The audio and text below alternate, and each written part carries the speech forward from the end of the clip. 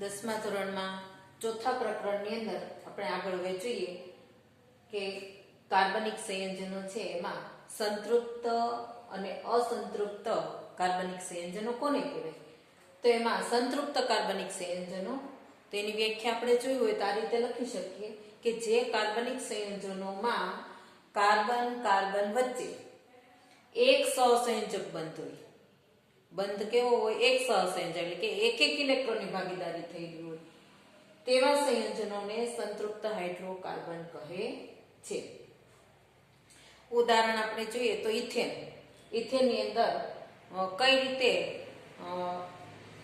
એની ચારેય સંયોજકતા સંતૃપ્ત થયેલી છે જોઈએ તો એના માટે સોપાન પ્રમાણે આપણે જોઈએ તો દરેક કાર્બન વચ્ચે એકલ બંધ દર્શાવવામાં આવે છે. ઇથેનનું અણુસૂત્ર C2H6 મળે છે, બરાબર?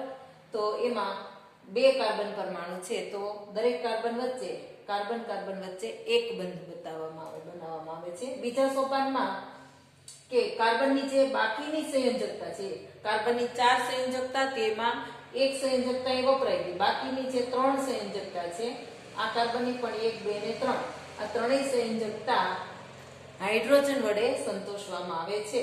તો અહીંયા એનું ઇલેક્ટ્રોન બિંદુ નિરૂપણ આપણને આપ્યું છે. તો આ કાર્બન છે એની છેલ્લી કક્ષામાં 4 ઇલેક્ટ્રોન છે, આપણને ખબર છે. તો આ કાર્બનના મેં ટપકા કરીને જે બતાવ્યા છે એ એના 4 ઇલેક્ટ્રોન છે. તે આ કાર્બનના પણ 1, 2, 3 અને 4 ઇલેક્ટ્રોન છે, બરાબર? એક ઇલેક્ટ્રોનની એ ભાગીદારી કરે છે. બાકીના જે 3 ઇલેક્ટ્રોન છે એ 3 ઇલેક્ટ્રોન એ એક હાઇડ્રોજન, એટલે કે 3 હાઇડ્રોજન સાથે એક ઇલેક્ટ્રોનની ભાગીદારી કરીને એ સંયોજકતા પૂરી કરે છે. તો આ રીતે અહીંયા કાર્બન અને હાઇડ્રોજન વચ્ચે એક એટલે અહીંયા એક બંધ, અહીંયા એક એટલે બધા જ કાર્બન અથવા તો કાર્બન અને હાઇડ્રોજન વચ્ચે એક ઇલેક્ટ્રોનની ભાગીદારી છે. એટલે આપણે આ રીતે બંધ લખી શકીએ કે કાર્બન અને હાઇડ્રોજન વચ્ચે એક બંધ, અહીંયા પણ એક બંધ, અહીંયા એક, તે અહીંયા બધી જગ્યાએ એક બંધથી એની સંયોજકતા સંતૃપ્ત થયેલી છે. એટલે આ જે મેં ઇલેક્ટ્રોન બિંદુ નિરૂપણ જે બતાવ્યું છે એ ઇથેનનું છે. 2 કાર્બન પરમાણુ ધરાવતો ઇથેન. આ એની બંધ કઈ રીતે બંધ બને છે એ બતાવ્યું છે. હવે અહીંયા આપણે એને અણુસૂત્ર સ્વરૂપે લખવું હોય તો કાર્બનની સાથે કેટલા? 1, 2 ને 3. આ કાર્બન સાથે એટલે CH3, પછી આ બંધની નિશાન, પછી આ કાર્બન સાથે 1, 2 ને 3 CH3 બોન્ડ CH3, બરાબર? ટૂંકમાં લખવું હોય તો 2 કાર્બન છે C2 અને હાઇડ્રોજન કેટલા? 3 ને 3 6 એટલે C2H6. આ રીતે ઇથેનનું અણુ બને છે. તો આ જે સંયોજનો છે સંતૃપ્ત હાઇડ્રોકાર્બન સંયોજનો, જેને આલ્કેન પણ કહેવાય છે, આપણે આગળ વર્ગીકરણ જોશું. હવે બીજો ભાગ છે અસંતૃપ્ત હાઇડ્રોકાર્બન. તો અસંતૃપ્ત હાઇડ્રોકાર્બન કોને કહેવાય? કે જે કાર્બનિક સંયોજનોમાં કાર્બન વચ્ચે દ્વિબંધ હોય અથવા ત્રિબંધ હોય કે ત્રિબંધ, એવા સંયોજનોને અસંતૃપ્ત હાઇડ્રોકાર્બન સંયોજનો કહે છે. દાખલા તરીકે એનું ઉદાહરણ છે ઇથિન. દ્વિબંધ ધરાવતું ઇથિન અને ત્રિબંધ ધરાવતું ઇથાઇન, બરાબર? તો કઈ રીતે એ આપણને મળે છે એના ઇલેક્ટ્રોન બિંદુ નિરૂપણ દ્વારા આપણે જોઈએ તો એનું પહેલું સોપાન શું કહે છે કે દરેક કાર્બન વચ્ચે કાં તો દ્વિબંધ અને કાં તો ત્રિબંધ દર્શાવવામાં આવે છે. તો આપણે એના 2 ભાગ પડે છે એટલે દ્વિબંધ વાળું લઈએ. કાર્બન અને કાર્બન વચ્ચે દ્વિબંધ, બરાબર? બતાવીએ. અહીંયા કાર્બન અને કાર્બન વચ્ચે ત્રિબંધ બતાવીએ. પહેલા આપણે દ્વિબંધ વાળું જોઈ લઈએ. બીજા સોપાનની અંદર અહીંયા દરેક કાર્બન અને કાર્બન ની ઇલેક્ટ્રોન બિંદુનું નિરૂપણ બતાવીએ. આ એક કાર્બન છે એના 4 ઇલેક્ટ્રોન, આ 1, 2, 3 અને 4. અહીંયા 2 ઇલેક્ટ્રોન ભાગીદારીમાં વપરાય છે એટલે દ્વિબંધ બને છે. એટલે અહીંયા આ કાર્બન એના આ 2, 3 અને 4. બાકીની જે સંયોજકતા છે એ હાઇડ્રોજન વડે સંતૃપ્ત કરે છે. એટલે અહીંયા 2 ઇલેક્ટ્રોન અહીંયા ભાગીદારીમાં વપરાઈ જાય છે અને બાકીના 2 જે વધે છે એ હાઇડ્રોજન સાથે એ એક ઇલેક્ટ્રોનની ભાગીદારી કરે છે. એવી જ રીતે આ કાર્બનના આ ઇલેક્ટ્રોન પણ આ હાઇડ્રોજન સાથે અને આ ઇલેક્ટ્રોન છે એ આ હાઇડ્રોજન સાથે. તો અહીંયા બંધ આપણે બતાવીએ. જો એક ઇલેક્ટ્રોનની ભાગીદારી હોય તો એક બંધ, અહીંયા બે ઇલેક્ટ્રોનની ભાગીદારી છે એટલે દ્વિબંધ બતાવવાનો. અહીંયા એકની છે એટલે એક બંધ, આ એક એટલે એક બંધ.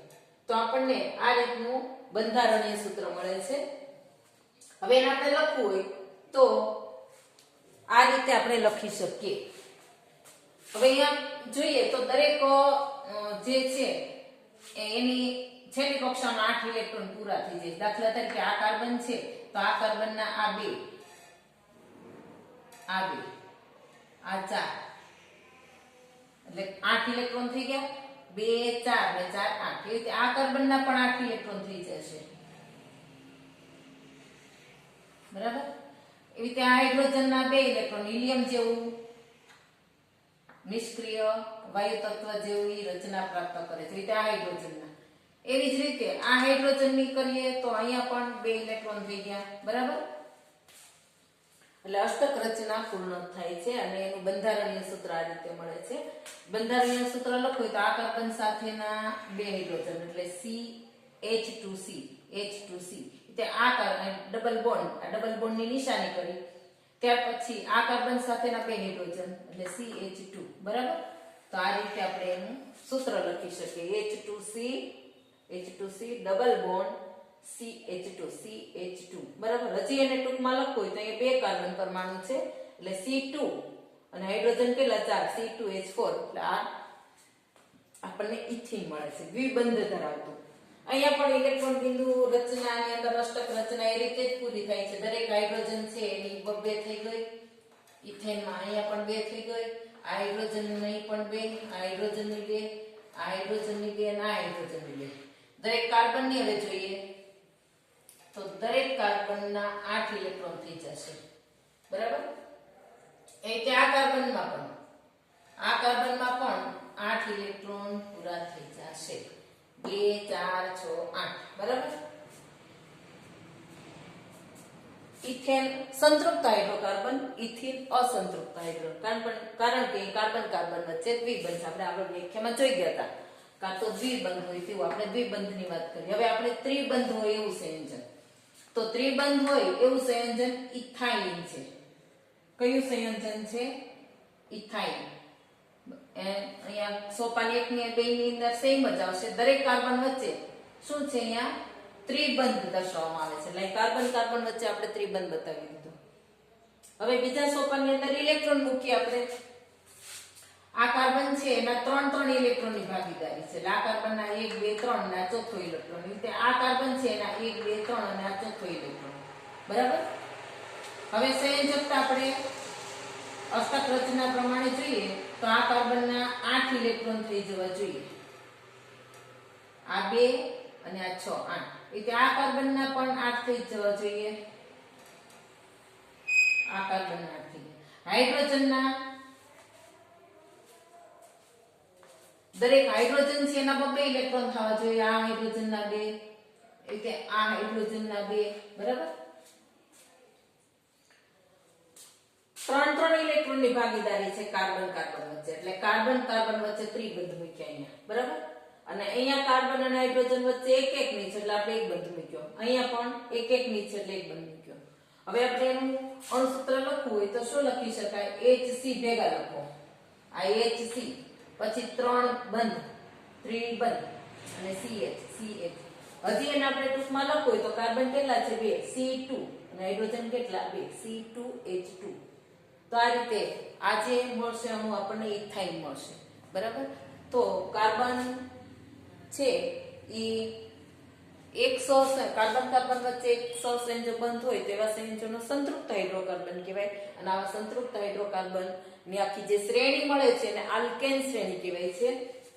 અને અસંતૃપ્ત હાઇડ્રોકાર્બન જે છે દ્વિબંધ કે ત્રિબંધ ધરાવતા હોય એને આલ્કીન. દ્વિબંધ હોય તો એને આલ્કીન અને ત્રિબંધ હોય તો એને આલ્કાઇન. દ્વિબંધ હોય એને શું કહેવાય છે? આલ્કીન. અને આને આલ્કાઇન આપણે આગળ વર્ગીકરણ જોઈશું. અને એક બંધ હોય એને શું કહેવાય છે? આલ્કેન. આલ્કેનની આખી શ્રેણી છે મિથેન ઇથેન પ્રોપેન બ્યુટેન એ રીતે આલ્કિનની આખી શ્રેણી મળે અને આલ્કાઇનની પણ મળે. એ આપણે પછીના વિડીયોમાં જોઈશું.